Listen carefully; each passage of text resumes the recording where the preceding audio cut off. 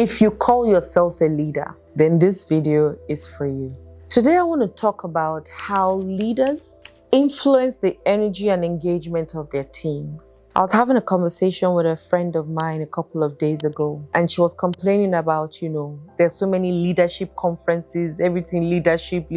But she's looking and she's thinking, I don't see that many leaders out there. What are they learning from these conferences that they're going to, and how are they making it effective in their lives? And I said to her, leadership is first self.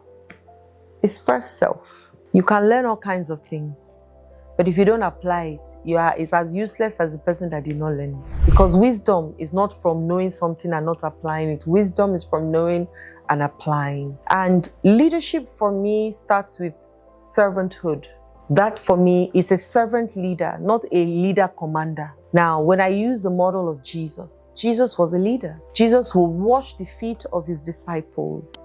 Jesus will go to certain places to show them that you can do it. He walked on the water and said, come and meet me. He was a true leader in every ramification. He came up with stories. What Jesus did was he put himself so much in people that they could be like him. That's who a leader is. I went ahead to say to my friend that I personally think that God is God, not because of the amount of followers God has, but the amount of gods God can raise. And he said it, we're all gods, but we don't believe it. So we walk around begging for life that we already have, begging for power that we already have, begging people for the things that we already have, not just have dominion over, which is what the word says, but we don't believe it, we don't carry it, we don't assume, none of those things. We hear it, we say it, but we're not connected. We're so disconnected from it completely. So once again, a leader, let's move it back to my definition of who God is. God is God based on the amount of gods he creates, not followers that he creates. Because God wants powerful people knowing who they are and knowing that they are like him. It's the same thing with a leader today. A leader is the person that deposits himself so much in other people that they can do what that leader does without that leader being there. But what do we have a lot of times? We see leaders who want to be the only one with answers, with the only one with solutions. In fact, even if you go to them with solutions, they will discredit you or dismiss you and then use your idea as though it's their idea. And then people now start to feel slighted, not ready to take responsibility or accountability for the things that they do. Because the truth is, accountability is the ability to take account of the things that you do.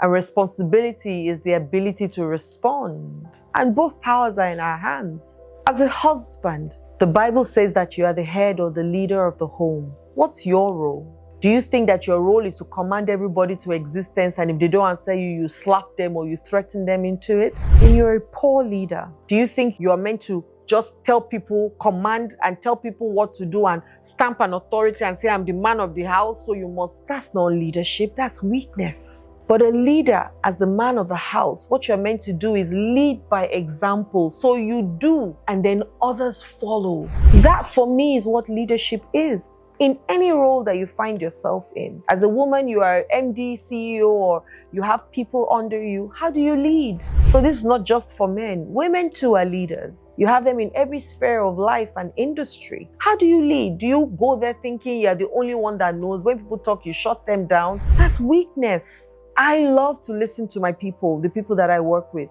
Say what you want to say. Be free.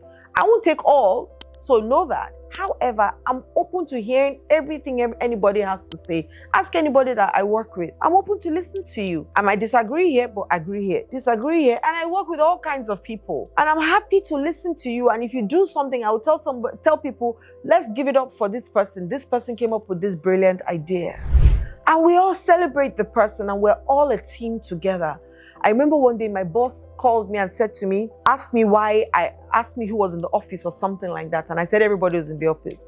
And he said, I don't even believe you because you cover up for everybody. And I said, that's all I would do, cover up for everybody. Because my job, yes, is I can reprimand them when I see them going wrong, but I'll cover you because that's what a good leader does. So a leader is the kind of person that sets the tone for other people. So you come into the place, you're open. You ask people what their ideas are. Ask them what they think. You come with confidence because Even if they are better than you, is it not to your advantage? Imagine if the president hired people who were so much lower than he was in terms of IQ and knowledge. He'll be looking so bad.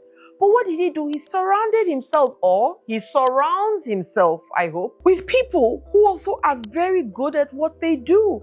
And they have no insecurities towards the fact that someone else came up with a better idea than them. That's who a leader is. And then you start to teach what you know to your people and let them imbibe your good behavior so much that they can go into the world and stand, and you will then sit back and say, those are my mentees. Those are the people that I have trained, and look at how powerful they all are. They might even be richer. They might end up being more intelligent. But what does that matter? They will never forget you as their leader. They will never forget you as their boss. Never. But if you find yourself jealous of your colleagues or the people that work under you, you find yourself envious of the bags that they are carrying or the hair that they have and or the dresses that they are wearing, and because of that you will keep stifling their creativity and their brilliance, then you need help. You need help if that's the case. You really do. You actually really do need help, because nobody needs to live like that. And envy is also, or jealousy is actually showing you that you also like what they have that you don't have. And rather than asking them to teach you how they got it, or, do different to get yours, or be content with what you have, you are jealous of them. And this happens to men, both men and women. It's not just women, because there is women that are jealous. It's a lie. Men too are jealous. Men are competitive too by nature.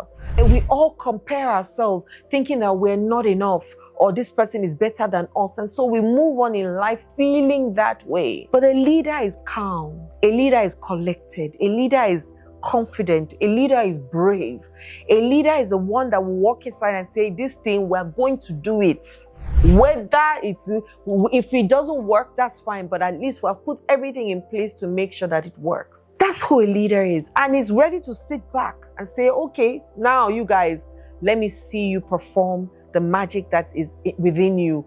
And then they now clap for you and clap for your brilliance. So the question again was, in what way do leaders influence the energy and engagement of their teams? By showing up powerfully every time.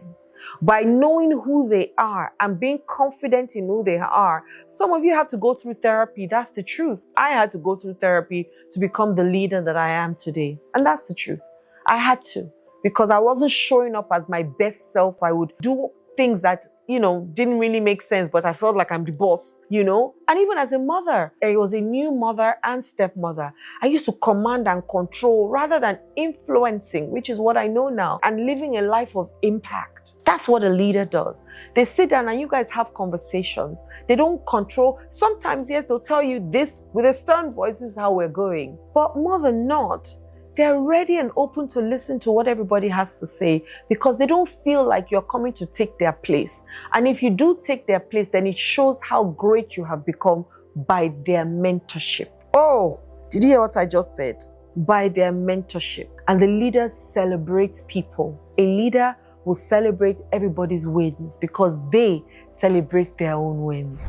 A leader is secure within themselves. That's who a leader is, and can show up and say, look, I don't know this thing, who here knows it? I do with my daughter. In fact, my daughter says my mother is an olodo in maths, which means my mother doesn't know maths. And I tell her, I don't lie. I don't know it. I didn't like it in school, so I didn't really learn it. So if there's something that I can, let's try it. If I get it, fine. If I don't get it, please take it to your dad or take it back to your class teacher. Let them teach you. I'm not afraid. Not afraid in the least. And I can sit down and hold space for people. People come to me to cry and I'm happy. Cry. When you're done, let's talk about it. When people don't come to work, rather than calling them and threatening them, we are fired, why not ask questions, interested questions? Is everything okay with you? Let's talk about this thing. Do you need some support from me? And be there for people. Be that person that people can look up to in life, whereby, one, of course, you're filling your own cup. I'm not saying you should deplete yourself by being there for everybody and never there for yourself. But I'm saying when you are complete and when you feel like you're whole and healed, then you can now be that space for other people, because you now know what it means to be a servant leader. And you do it with so much grace. You do it with so much ease. You can encourage people. You can recognize people. You can be vulnerable with people. You can be authentic with people. You can be you with people, whether at home or at work or at play. That same you is who you carry everywhere because you're a phenomenal leader. It doesn't matter whether you have executive director on your CV. It doesn't. The truth is that everybody has the capacity to lead. Everybody has a capacity. Lead in your own small circle because there's somebody you're older than, so you can be a leader to that person today. And do this for yourself, okay? Love and light. My name is Adela.